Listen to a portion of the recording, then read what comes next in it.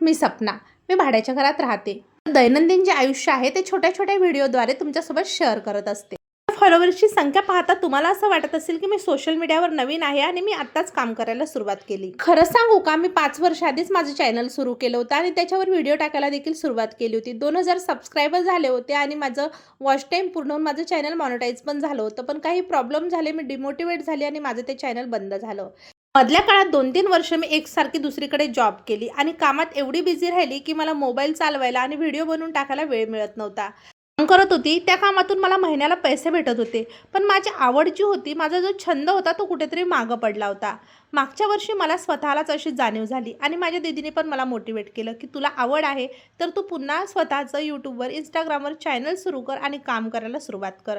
तर मी पुन्हा सोशल मीडियावर काम करण्याचा निर्णय घेतला.